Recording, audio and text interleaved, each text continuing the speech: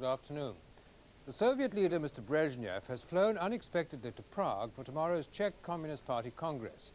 It's believed he'll be joined there later today by the leaders of Hungary, East Germany and Bulgaria for what looks like a Warsaw Pact summit to discuss the situation in Poland. There's no sign yet, though, of the Polish communist leaders themselves going to Prague. Mr. Brezhnev, who hasn't attended an Eastern Bloc Party Congress for many years, is in Czechoslovakia at a time of continuing Warsaw Pact maneuvers in and around Poland and renewed Soviet press attacks on both the Solidarity Union and Poland's communist authorities. The East Germans say Soviet commanders have brought fresh troops from deep inside their territory to join the maneuvers, including tank, rocket and artillery units, while the Soviet newspaper Pravda warned today that fraternal action by the Warsaw Pact countries would rebuff any imperialist threats to undermine Poland. America's Secretary of State Alexander Haig, in further talks with Egypt's President Sadat, is believed to have discussed setting up an anti-Soviet alliance of Middle East countries. Mr. Haig is now on his way to Israel, next stop on his 9-nation tour.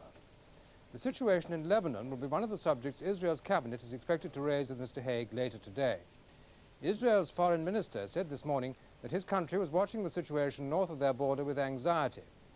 His warning came as yesterday's ceasefire between Syrian forces and the Christian militia was broken by a renewed exchange of artillery fire in Beirut and the eastern town of Zahra.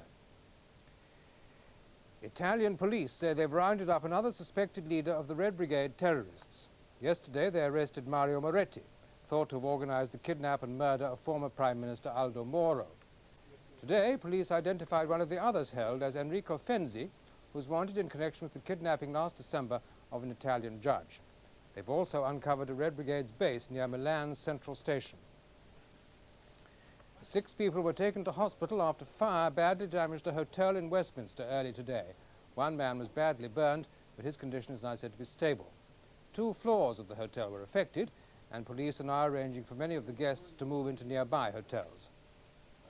There are expected to be no passenger flights in or out of Belfast after midnight because of a strike by airport ground staff, including firemen. It follows the breakdown of pay talks and is expected to last several days. British Airways say they can't make alternative arrangements for passengers. Well, that's all for the moment. The next news will be at 10 to 6.